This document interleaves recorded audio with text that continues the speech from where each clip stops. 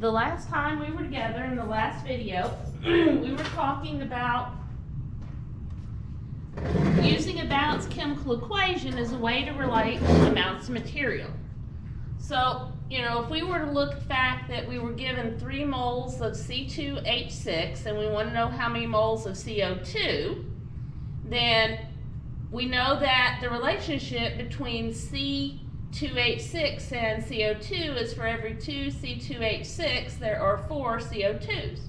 So it becomes a fairly straightforward conversion problem. Now let's slide down here. Okay? What we can say is that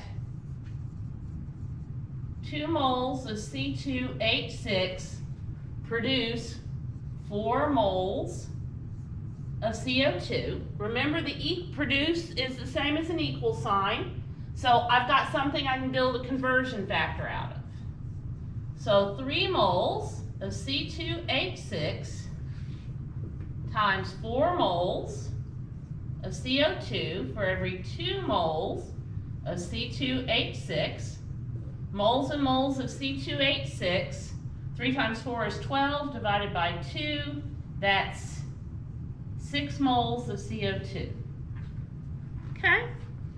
Now, moles are nice, but what we really need to be able to do is to go from amount of material I can weigh out to amount of material I can measure. So we need to throw grams into our problem solving process. What we need to do is be able to go from grams of one material to grams of another material. So we're going to pick up some stuff we used when we were dealing with the mole. Namely, we're going to pick up molar mass. Okay? So here's the pattern that we're going to use. We're going to use grams of material A, and then moles of A. To go between grams and moles, we're going to need molar mass. And then to go from moles of A to moles of material B, we're going to need a mole ratio, and this is from the balanced equation. And then if I have to go to grams of B, I'm going to use the molar mass of B. Okay?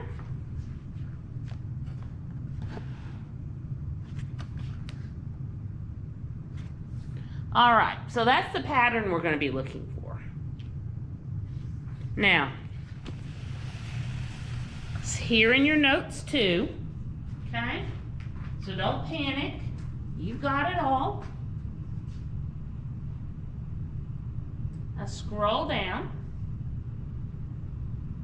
So there it is, all nice and neat. Grams of A to moles of A, molar mass. Moles of A to moles of B, mole ratio. Moles of B to grams of B, a molar mass. So the most that we can have is a 3-step problem. 3 conversion factors. Okay? So let's look at a problem. I forgot to bring my book down, so I'm going to create a problem. So let's write out the problem.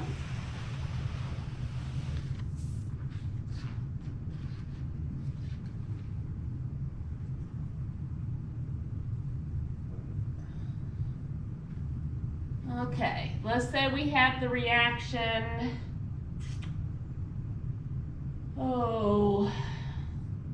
C2H6 plus O2 going to CO2 and H2O. And I know that I need to put a 2 there and a 1 there to balance this. I need to put a 3 there. So that would give me 7/2 here. because that's 4 and 3 is 7. So the last reaction we had 2 C2H6 for a 7O2 gives us 4 CO2 and 6 waters. Okay, that was our balanced chemical equation.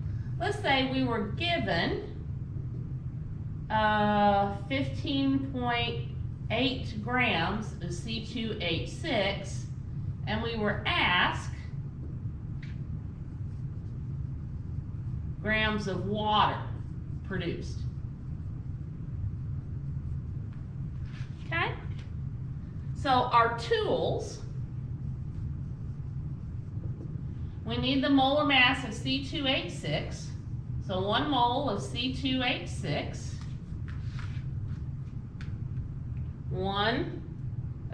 2 times 12.011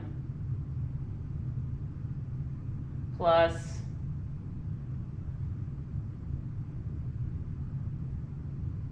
6 times 1.0079.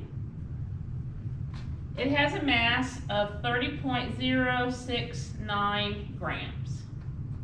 Now, 1 mole of water,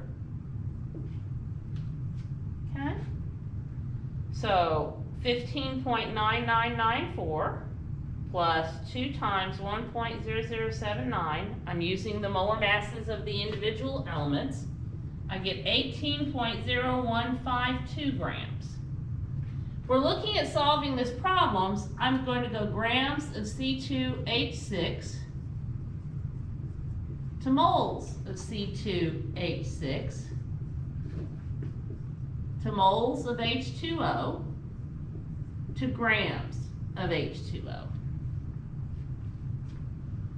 Now, I've got the 2 molar masses. Looking at the mole ratio, it's 2 to 6. So I know that 2 moles of C2H6 produce 6 moles of H2O. I have all of my tools. I have my flow chart of how I'm going to solve the problem. Now I can write it out. 15.8 grams of C2H6. I'm now going to go to moles of C2H6. So 1 mole C2H6 for every 30.069 grams C2H6. My mole ratio, because I want to go to moles of water, 6 moles of water for every 2 moles C2H6. Now guys, let's look at this. So far, grams of C2H6 have divided out, and moles of C2H6 divide out. I'm in moles of water. So now I go 18.0152 grams of water, 1 mole of water. So notice moles of water divide out. So 15.8 divided by 30.069 times 6 divided by 2 times 18.0152, and I get 28.4 grams of water. Okay, guys, the devil is in the details. The heart of this problem is being able to do the flow chart. And it's a common flow chart. It's always going to follow that same pattern. Once you get the flow chart, then getting the conversion factors that go with each one of those arrows. Then you set it up. Make sure that when you write these conversion factors, you write in your units so that you can make sure your units are canceling out correctly. If they're not canceling out correctly, your problem is not going to give you the right answer. And once you've got that done, you're done. You just pop it through on your calculator and make sure that you've solved it. Okay? Now, your book sometimes does kind of extra steps just to see if you're paying attention. It might give you something in kilograms and ask for an answer in kilograms. So switch from kilograms to grams, do this problem, and then at the end switch back to grams again. Okay? But don't let that throw you. You can do this. Now let me write out another reaction here, and let me show you one more. Okay.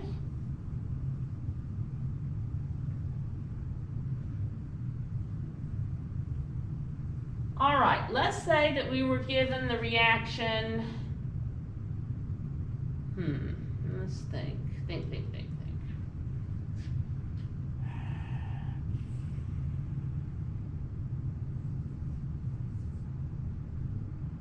No, that one's too simple.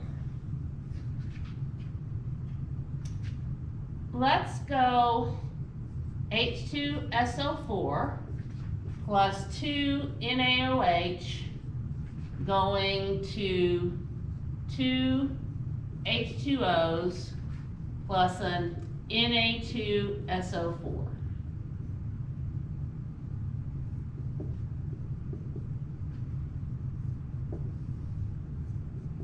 Okay, that's a balanced chemical equation. Okay, let's say that we were given 25.0 grams of NaOH, and we're asked grams of H2SO4 to react with it.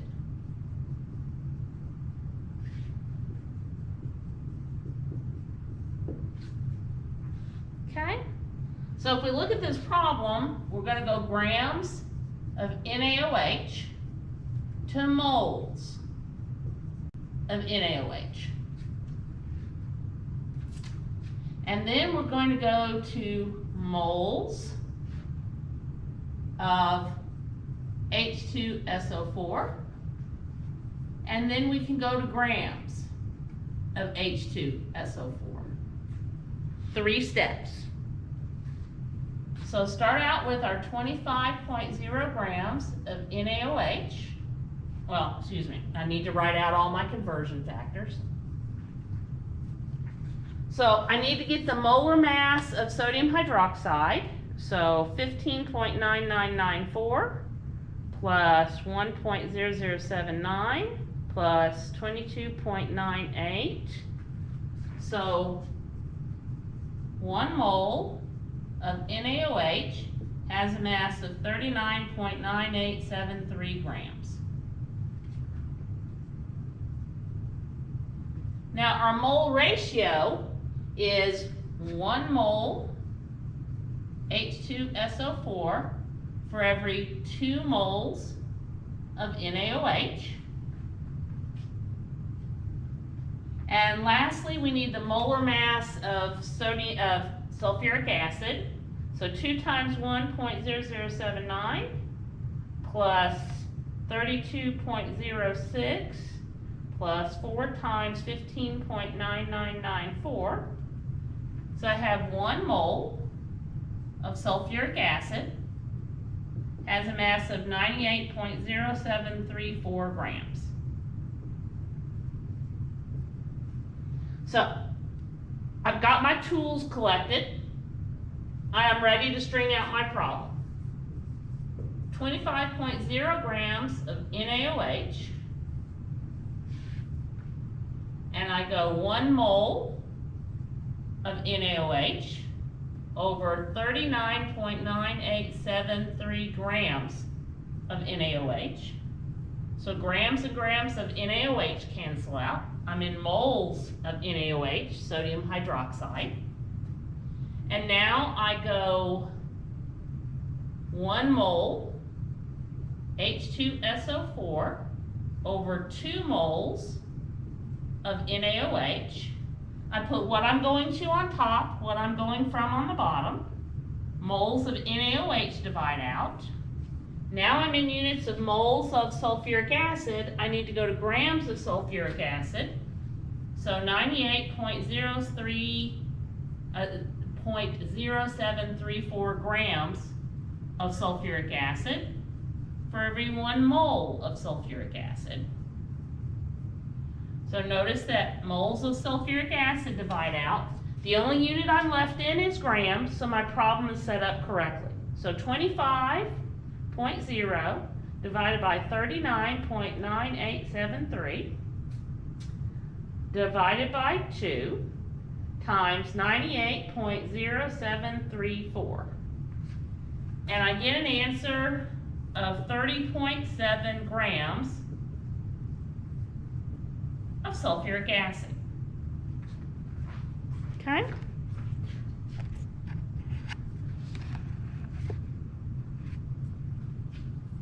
Now, guys, these problems are not complicated if you follow the steps. Remember, write out your flow chart. Collect all of the things, the tools that you're going to need to build your conversion factors. Start stringing out your conversion factors following your roadmap here, okay? And checking to make sure your units cancel out along the way. The biggest set of problems or mistakes that I see here is students not doing the flow chart, trying to go to the end to begin with, and then writing no units in, so you don't know how anything's canceling out. All right. Now, there are variations on this theme of reaction stoichiometry. And one of the variations that we have is something called a limiting reagent. A limiting reagent is a reactant that is available in short supply that limits the amount of product you can make. Okay? Now, this is a very common practice. Next semester, we're going to talk about equilibrium chemistry when you're not using a limiting reagent.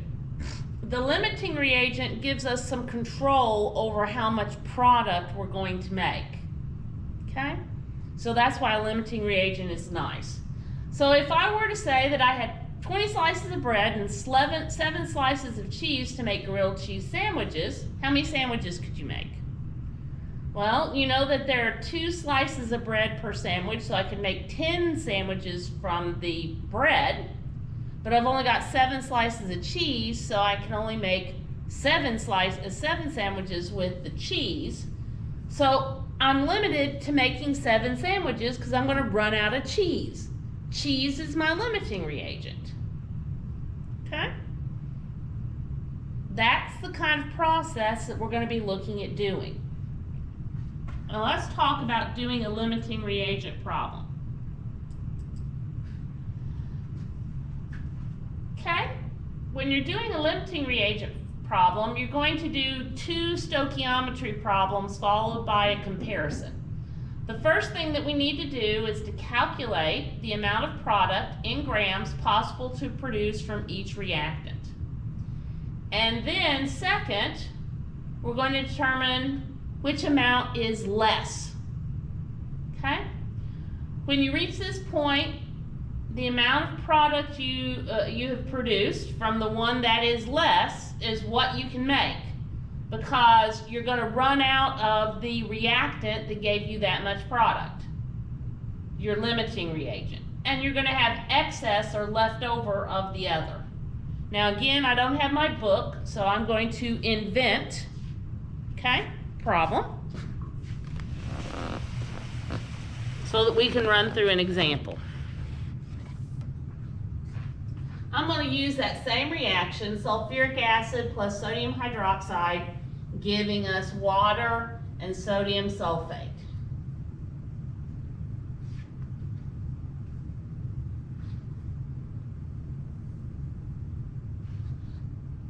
Okay? So let's say we were given 12.0 grams of sulfuric acid and 9.6 grams of sodium hydroxide. And we're asked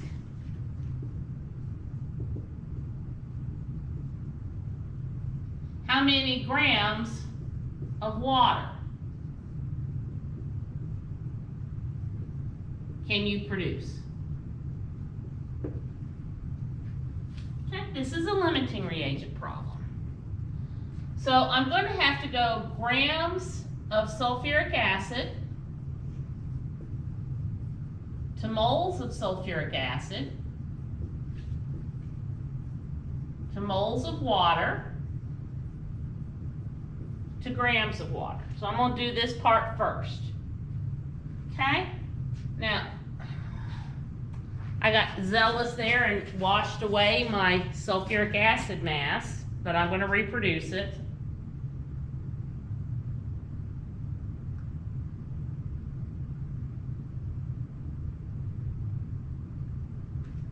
So, 1 mole of sulfuric acid produces 98.0734 grams of sulfuric acid. The mole ratio here is 1 mole of sulfuric acid produces 2 moles of water. Okay, and the molar mass of water is 18 grams. Starting then with our 12 grams of sulfuric acid, I'm going to first go to moles of sulfuric acid.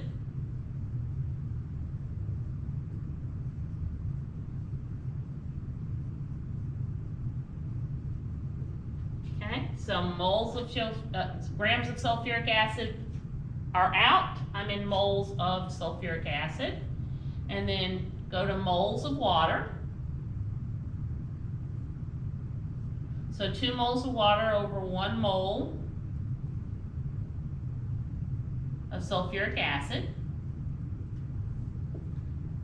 Moles of sulfuric acid divide out. And now I'm going to go to grams of water. So 18 grams of water. 1 mole of water. Moles of water divide out. So 12 divided by 98.0734 times 2 times 18 gives me 4.40 grams of water. Now I'm going to do the same thing with the sodium hydroxide. I'm going to go grams of sodium hydroxide. I'm going to write this in a different color. Grams of sodium hydroxide to moles of sodium hydroxide, going to moles of water, and then grams of water. Well, 1 mole sodium hydroxide has a mass of essentially 40 grams. It was 39 point something. I'm going to be lazy. 40 grams. The mole ratio is 2 moles of NaOH for every 2 moles of H2O. And the molar mass of water, we've already got 1 mole of water has a mass of 18.0 grams. So let's string this one out. 9.6 grams of NaOH times 1 mole of NaOH for every 40 grams of NaOH. Grams and grams divide out. Now it's 2 moles of water for every 2 moles of NaOH. Moles of NaOH divide out. And then 18 grams of water over 1 mole of water. Moles of water divide out. I'm left in units of grams of water. So 9.6 divided by 40.0. Now notice the 2 and the 2 here, that's going to divide out. So all I have to do now is multiply by 18. 9.6 divided by 40 times 18. I get 4.32. Now, I got 4.40 for my sulfuric and 4.32 for my sodium hydroxide. The smaller amount here is a 4.32. So this is how much product we get. That makes sodium hydroxide our limiting reagent, and we're going to have a little bit of leftover sulfuric acid. Okay? Now, if we were really pushing it, trying to figure out everything under the sun, you could see a variation on this problem where you were asked how much sulfuric acid was left over. Okay? Now this is getting nitpicky, but sometimes people get nitpicky, so you have to be ready to deal with it. Okay? So I know my sodium hydroxide is what I had in excess, and so what if I came in here and I asked, how much of the reactant in excess is left? Now, they wouldn't be nice and tell you ahead of time which reactant was going to be in excess, but we just figured out that sodium hydroxide was going to be in excess. So, to answer this problem, okay, what we're going to do is we're going to go grams of NaOH to moles of NaOH to moles of sulfuric acid to grams of sulfuric acid. And this is going to be how much sulfuric acid we actually used. Okay? So, 1 mole of NaOH, 40.0 grams of NaOH. We know 1 mole of sulfuric acid for every 2 moles of NaOH, and 1 mole of sulfuric acid was like 98.0 grams of sulfuric acid. Now, I would be much more careful if I was doing a test, okay? I've rounded these numbers off a little bit, but it's okay, especially for an example. So 9.6 grams of NaOH, 1 mole of NaOH for every 40 grams of NaOH. So notice grams of NaOH are gone. I'm in moles of NaOH. Now I'm going to go to moles of sulfuric acid. So 1 mole of sulfuric over 2 moles of NaOH. Okay? And then lastly, 98.0 grams of H2SO4, 1 mole of H2SO4, moles of H2SO4 divide out. So 9.6 divided by 40 divided by 2 times 98. So we used 11.8 grams H2SO4. So our excess, all I'm going to do is take the 12.0 grams and subtract 11.8 grams. So 0.2 grams of H2SO4 in excess. It's the difference between what you actually used and what you started with. Okay? So there is a limiting reagent problem. It should give you a good idea.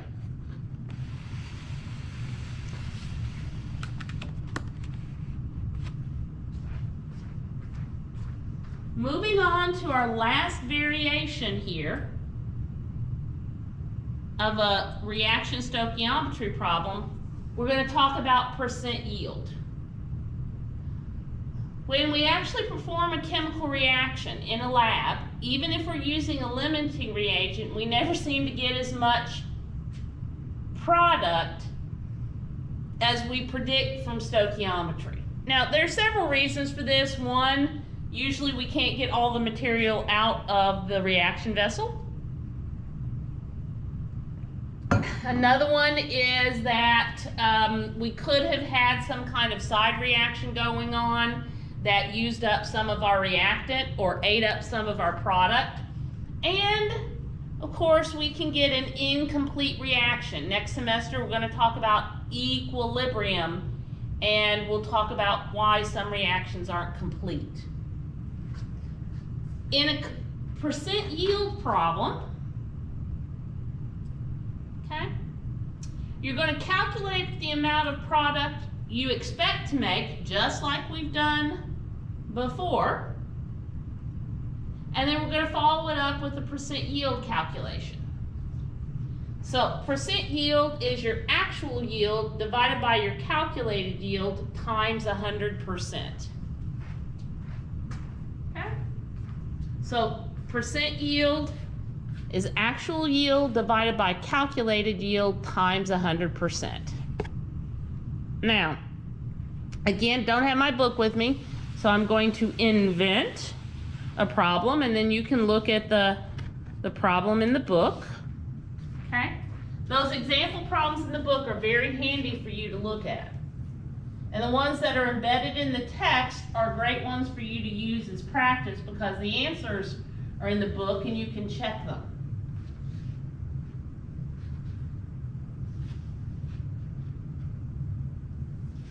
So let's see. Let's take methane and let's react it with oxygen to make carbon dioxide and water. Okay, let's see. One, 2 there to balance out. So I have 2 oxygens, so I put a 2 there, so I have 4 oxygens. I've got a balanced chemical equation.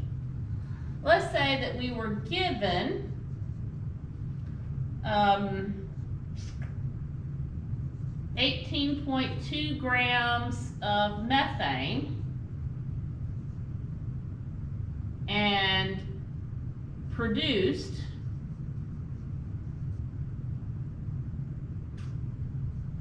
2.5 grams of water. Okay? And then we could be asked percent yield.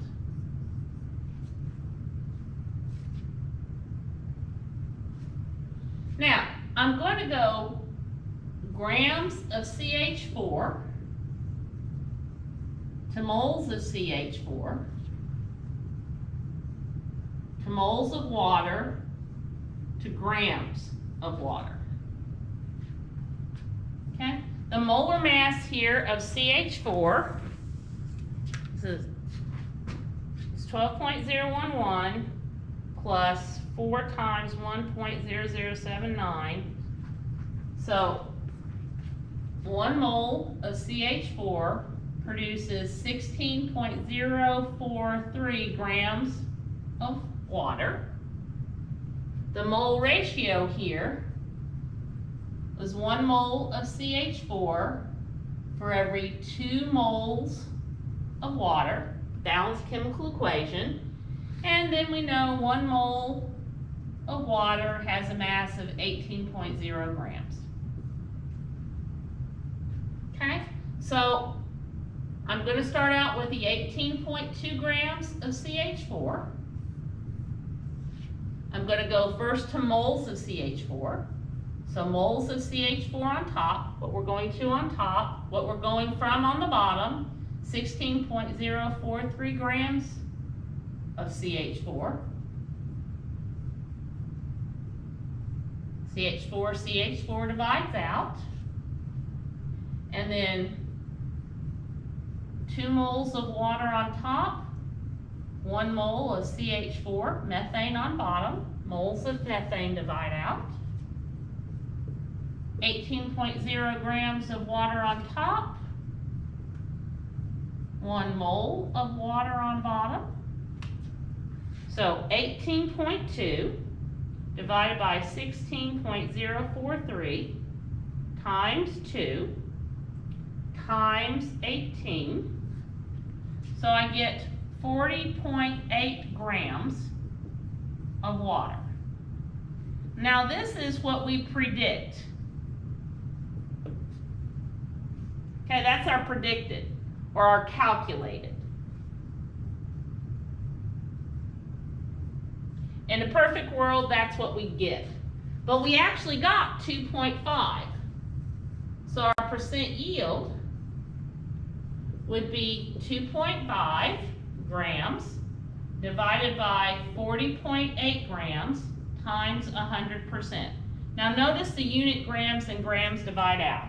So 2.5 divided by 40.8 times 100, it's 6.1% yield. That's a lousy percent yield. But there are some reactions where people would be happy with that kind of yield, okay? But it's just a stoichiometry problem followed by a percentage calculation.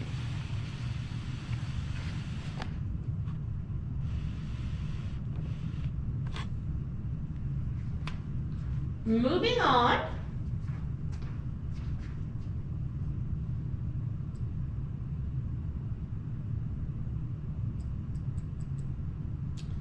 Section 7.6 strikes me as being a little odd.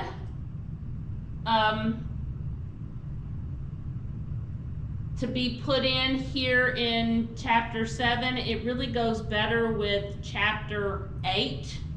So let me kind of give you a preview of this and then we'll hit it again in chapter 8. Chapter 8, we're going to be looking at categories of reactions. But here are two kinds of reactions that are mentioned in chapter 7. There's the combustion reaction. A combustion reaction is any reaction where we're combining something with oxygen. If we're combining an organic compound, a compound that has carbon, hydrogen, and oxygen, the end of a combustion reaction is always carbon dioxide and water. So let me show you a couple.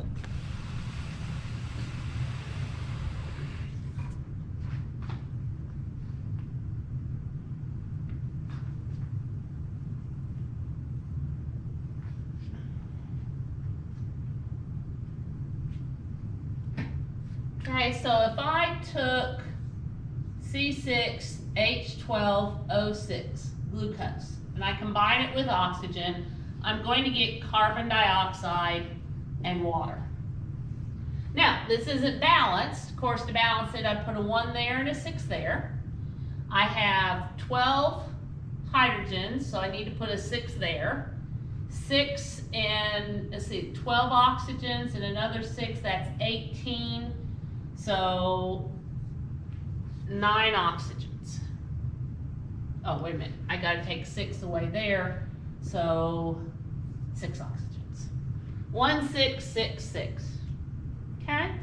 But if I were to take C3H6, react it with oxygen, I'm also going to get carbon dioxide and water. And then I have to balance it.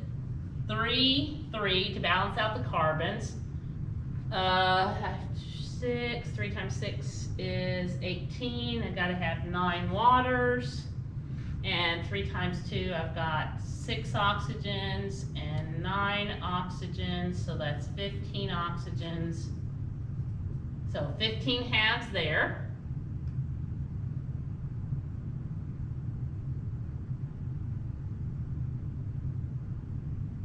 And then I multiply through by 2. So I go 6, 15, 6, and 18. That doesn't seem right. Let me check my balancing, because I don't like that. That didn't look right. So that's 1 there, 3. Oh, I'm sorry. I did something wrong. 6 hydrogens, so a 3 there. I knew it looked wrong. So 3 there, and that gives me 3 times 2, that's 6 there. 3 times 1, that's 3, so that's 9. That's 9/2. That looks better. Okay. But it's always producing carbon dioxide and water. Okay? And then it's just a matter of balancing. Now, the other kind of reaction that is mentioned here in chapter 7 is the reaction of an alkali metal with a nonmetal. Now, the alkali metals are sodium, lithium, potassium, rubidium, cesium. Okay? And francium, but francium is very rare, so we're not going to worry about it so much. Anytime I take one of these and I bring it in contact with a nonmetal, I'm always going to get a salt. In this case, I get sodium fluoride. Okay? If I took potassium and I brought it in contact with sulfur, I get potassium sulfide. Two of these, one of these, one of those. And the reason I can figure out the product is because I know that I'm making an ionic compound, and I know what the charge on potassium is when it forms an ion, and what the mass of what the charge on a sodium is, and we use crisscross. So if we were to take lithium and we were to react it with iodine, let's say in the gas phase, then I get lithium iodide.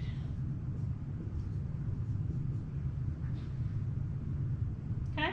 So an alkaline metal plus a nonmetal always gives us a salt. And alkali metals always have a 1 plus charge. And depending on what nonmetal you're reacting with, okay, you can figure out what the formula is going to be.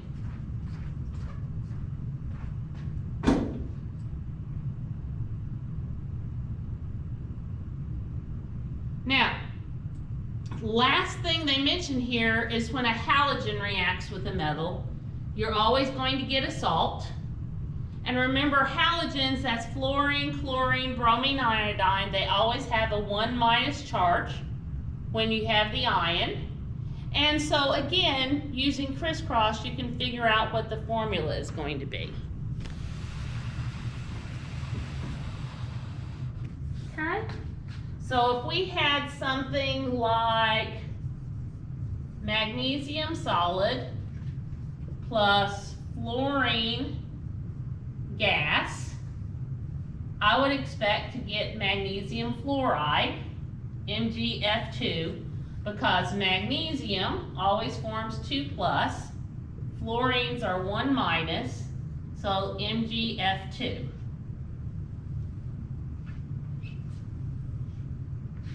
Okay, if we were to take aluminum and react it with bromine, okay, aluminum forms a 3+ ion, bromine always -1, so I'd expect to get AlBr3, crisscross.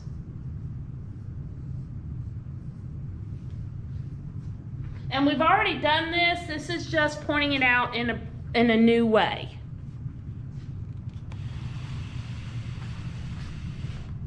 All right, guys, that wraps up chapter 7, which means we are ready to move on to chapter 8. So let me start this recording so I can start a new one for chapter 8.